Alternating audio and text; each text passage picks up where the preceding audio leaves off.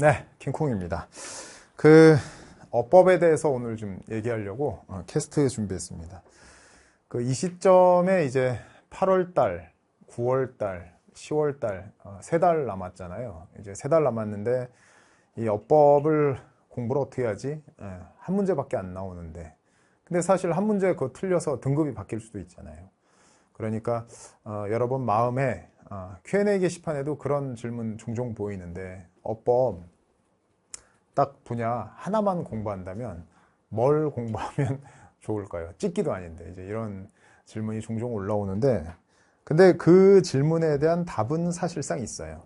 답은 어떻게 되는 거냐면 우리나라 어법 기출문제를 보면은요 관계사에 대한 거를 제일 많이 물어봅니다. 그냥 실제로 제가 숫자로 세보진 않았지만 관계사가 한 50% 넘는 것 같아요. 관계사만 물어보든지 관계사가 다른 거랑 융합돼서 나오든지 그래서 한 70%까지는 볼 수 있을 것 같아요. 그래서 만약에 제가 학생이라면 지금 한 3달 남은 시점에서 어법이 불안한데 어법의 그 여러 가지 목차에 어디만 공부해야 된다. 이게 제일 나올 확률이 높다라고 찍는다면 첫 번째가 관계사, 그 다음에 두 번째가 준동사, 그 다음에 세 번째가 특수구문 안에 있는 도치. 이 세 개를 공부한다면 가장 급한 불은 끄는 거 아닌가 좀 싶어요. 그래서 뭐 이거 말고 다른 데서 나올 수도 있는데 제가 뭐 찍게 하는 건 아니고 그냥 저의 체감상 그렇다는 거니까 제가 강의 경력이 오래돼 있으니까 아마 이렇게 많이 틀리진 않을 거예요.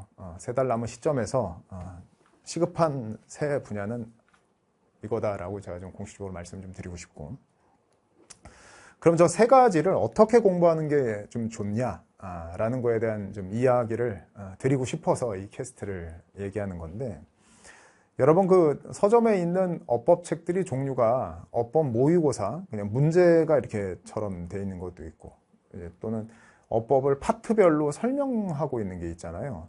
관계사, 뭐 준동사, 도치, 조동사 뭐 이렇게 그 중에서 어법 모의고사 말고 어법이 파트별로 돼 있는 거 그런 책을 출판사가 다른 그런 걸로 한 3권 정도 사놓는 게 좀 좋아요. 3권 정도. 그러니까 각각 다른 어법책 파트별로 돼 있는 거. 그렇게 한 다음에 여러분이 이런 식으로 공부하면요. 좀 어법의 여러 가지 중에서 내가 요걸 좀 완전히 알고 싶다 하는 거에 대한 방법을 좀 이야기를 하고자 하는 건데 A 출판사에서 관계사를 한번 읽어보세요. 근데 사실상 여러분이 어법 공부할 때 여러분한테 가장 방해가 되고 있는 건요. 어법 내용이 아니라 그 영어인 어법 내용을 한글로 설명한 그 용어가 어렵거든요. 근데 그게 그 책만 볼 때는 그게 어려운데 A라는 참고서의 관계사를 다 읽고 나서 그거를 B 출판사에서 나온 관계사를 다시 보잖아요. 그러면 이 내용이 이렇게 쓰였네? 라고 생각이 되면서 어떤 우리가 알아야 되는 내용이 이거라면 A 출판사의 관점으로 그 내용을 보다가 다른 출판사의 관점으로 그 해당 내용을 이제 다른 각도로 보잖아요. 그러면 이해가 안 가던 게 이해가 확 되는 순간이 있습니다. 그런 걸 이제 입체적인 학습이라고 좀 얘기할 수 있을 것 같아요. 그리고 하나 더 보는 거죠. C 출판사에서 있는 거 이렇게 좀 보는 거죠. 그래서 하나의 내용에 대해서 파트별로 각각 다른 출판사의 어법 교재 3개를 가지고 그렇게 A 출판사, B 출판사, C 출판사 이렇게 관점으로 보면요.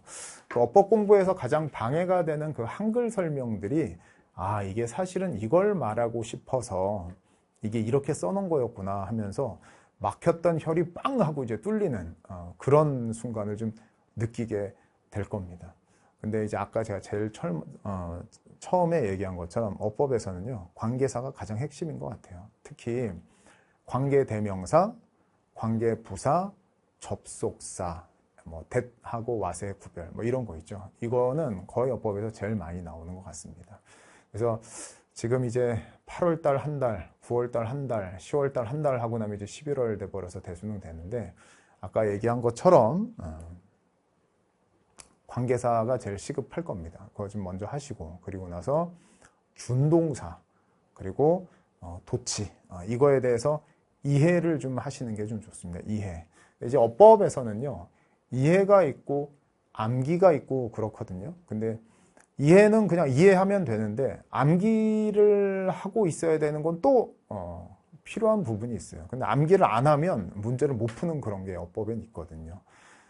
제가 이제 올해 새로 출판한 교재인데 크리스탈 클리어 어법이라는 게 있어요. 거기에는 이제 어디 암기해야 되는지를 제가 이렇게 다 이렇게 해놨거든요. 그러니까 그 어법 더 크리스탈 클리어를 갖고 계신 분은 그 제가 얘기한 그 암기해야 되는 거 전부 다 암기를 해버리면 되는데, 여기서 좀 걱정이 되는 건 암기하라고 그러면 이 캐스트를 보는 이 순간 그날 밤 달달달 암기하는 사람들이 있어요. 근데 그래봐야 며칠 있다 까먹잖아요. 암기라고 하는 건 요 페이지 요건 암기해야 돼 라고 표시해놨다가 구평 전에 그거 보고 시험 치르고, 그리고 수능 전에 그거 보고 시험 치르고, 이렇게 암기는 며칠 전에 암기하는 거고, 이해하는 건 미리 해놓고 종류가 다른 책으로 이렇게 교차해서 이렇게 하는 거.